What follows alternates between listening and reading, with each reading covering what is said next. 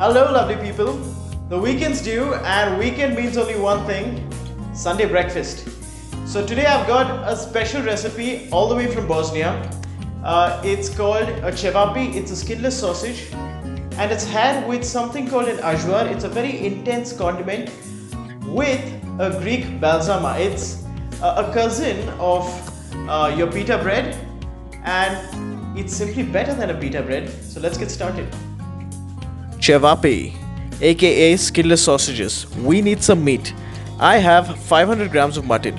Traditionally though, you'd use beef or a combination of lamb and beef. Veal is quite popular. Now when you choose your meat, you should see to it that it has at least 20% fat. Don't settle for anything less. I'm going to use this medium-sized onion as my aromatic along with 5 cloves of garlic.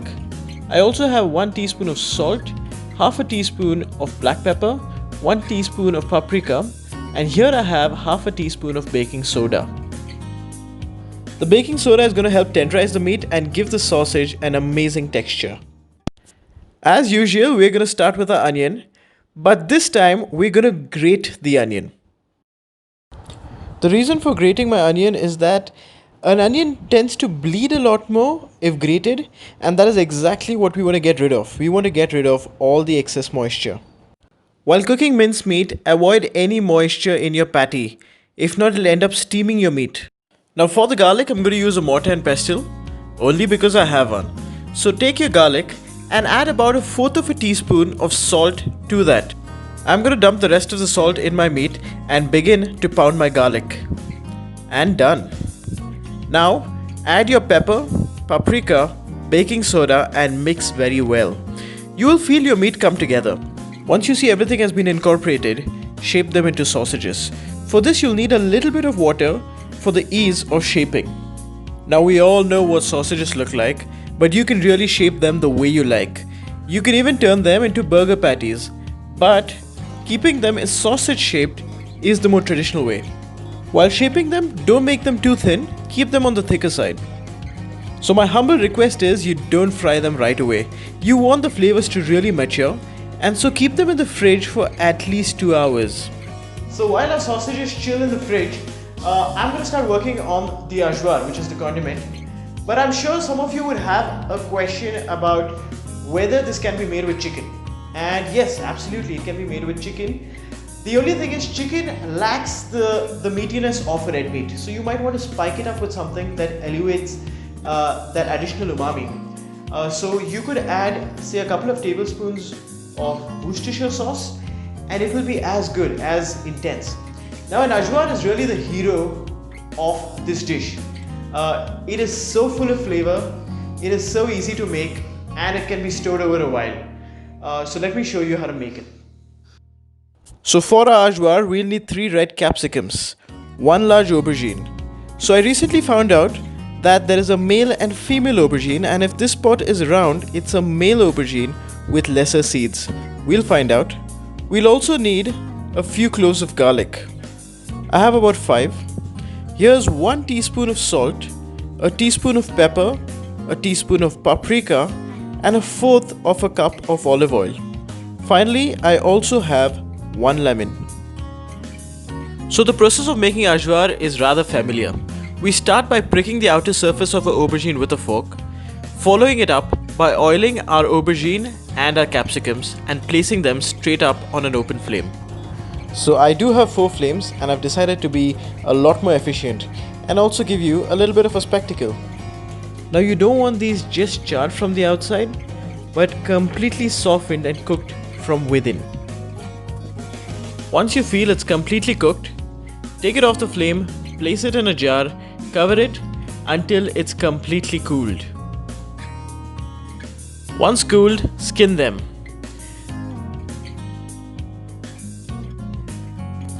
Let's cut this aubergine and look for the seed count. Hey, that's a lot of seeds. Is this male-female theory true? Do enlighten me in the comment section below. What I can tell you though is to get rid of as many seeds as possible. Now if we stick to the traditional method of making ajvar, we would chop up our aubergine and capsicums like so. It's a lot more tasty and has much better texture, but it also means a lot of hard work. So we can either do a lot of hard work or we can be true to ourselves and simply dump everything in a food processor. So into the food processor goes everything: our aubergine, capsicum, garlic, spices, lemon juice, and the fourth of a cup of olive oil, and everything gets blended. That's looking really good. I'm gonna give it a quick taste. I always want more lemon juice. Another quick blend and we are almost done. Now you can stop at this point and serve, but traditionally this is further cooked down on a very low flame for about 30 minutes to 1 hour, and I'm gonna do that. Now a lot of chefs would omit this step, but I'm not one of those. I'm the traditional kind of guy, remember? At this stage you could also add a little bit of sugar for some balance. After you've cooked it for about half an hour, dispense it off into another bowl and let it chill. So we get to our third item in this video, which is the Balzama. As I said, it's a cousin of the pita, but it's better. It's a lot more chewy. The procedure to make it is exactly like a pita. The only addition is that of a yogurt, which makes it so much chewier. It's almost like a naan. You guys already know how to make a pita, so I'm going to show you a fast forward version of the procedure to make this pita. So here I've got 4 cups of flour, half a cup of parsley, 2/3 of a cup of yogurt, 1 teaspoon of salt, 2 teaspoons of yeast, 1 teaspoon of sugar, a cup and a quarter of lukewarm water, and I'll also need some olive oil. So in 9 easy steps from the top, step number 1, add sugar to water. Step number 2, add yeast to the water and begin activation. Step number 3, to the flour, add yogurt, parsley, salt and olive oil and combine. Step number 4, add activated yeast to the flour mixture and begin to combine everything. Once all combined, step number 5, flour your working surface. Step number 6, knead relentlessly for at least 10 minutes. Step number 7, after kneading for 10 minutes, oil the inside of a jar, place the dough and cover with a wet cloth. Now let your dough proof for an hour, and after an hour, our dough has doubled. Now punch the air out and follow it up by dividing your dough into small golf ball sized portions. Using a rolling pin, roll out your flatbreads. Now give it a rest for about 5 minutes before you begin toasting them. Toast them on a medium hot pan. Now because I've rested them for 5 minutes, I will see some success, and that success is called a pita pocket. Do you see that? Do you see that? Do you see that? Oh yes. Flatbread success achieved. Time to move on to cooking off our sausages.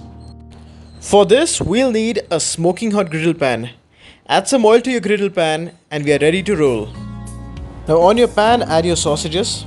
Now you do have the option of doing this in the oven, and if you have a barbecue, you must do it on the barbecue.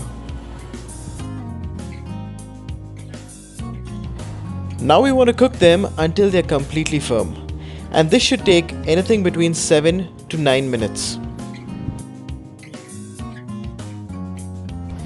The sausages are looking done. Before you eat them, rest them for at least 5 minutes. By the way, let's get plating. Take a pita bread and give yourself a generous dollop of ajvar. This ajvar is the hero of this dish. The melody created by the smoky aubergine and the red bell peppers is just magic. Oh, by law, you cannot serve cevapi without some fresh onions.